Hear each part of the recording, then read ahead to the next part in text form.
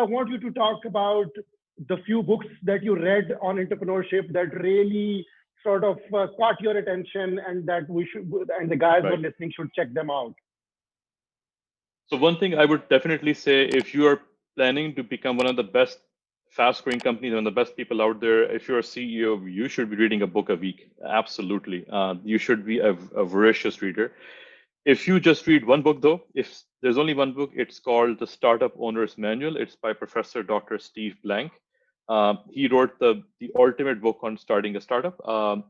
And he also one of from he, I think he was the person who actually came with the concept of MVPs and minimal viable product. And Eric Ries took those concepts and he made them into more like a lean startup concept, Nicola, and all that. And so they're like easier pop versions of him, but he wrote the Bible. If you look at his book, if you read this book, that is the number one, the main book that you should read. However, like I was saying, you should be reading a book a week at least if you want to Are stay you on top reading of the your book? game. Are you reading the books cover to cover, or are you going to the apps like Blinkist? How does that work for you? Actually, I need to read the entire book. I cannot read shortcuts. I cannot, and this is not absolutely a judgment. If you read Blinkist, that's perfectly fine. I spend about 3 hours a day studying. I spend 3 to 4 hours a day reading, whether that is in different How do forms. you get that much time? How do you get that much time? Because I know you're raising a family as well, and you're managing a Yeah. team.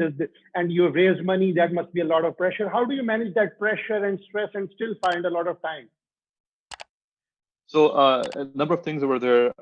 I think so. If I look at my screen time on my phone, we spend a lot of time just on Twitter and all these different places. And I was looking, if you just look at the amount of time we just waste is significant. I think everybody has an hour or two a day easy that they can take out to study. I truly believe in that. And you can cut down Netflix, you can cut down YouTube, and you can move that time to that. That's one thing. Um, as you become a founder, you have to become a master of your psychology. You have to understand what motivates you, what demotivates you. You have to understand when your energy is low, when your energy is high.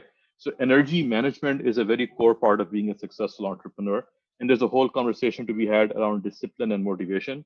There are a number of techniques I use to essentially manage myself. Key technique, I'll just tell you, one of them is every morning when I wake up, I write 3 pages down. They're called morning pages or 750 words.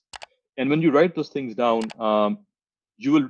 It's a very good way of clearing your head. It's a very good way of writing things down, things which are either you're excited about, things that are bothering you, things that are on the top of your head. And so it's a really great technique to sort of run your brain, like sort of like debugging your brain, sort of seeing what are the things that are bothering me, what are the things that are exciting me. And once you get some things down on paper, it exits your system. And so if you're under pressure, if you're in tension, you write those things down, you create a plan. And so once you create a plan, you become confident that you can sort of handle this. And that's just one thing that you can do. There are many other things that you should be able to do in regards to managing all of this.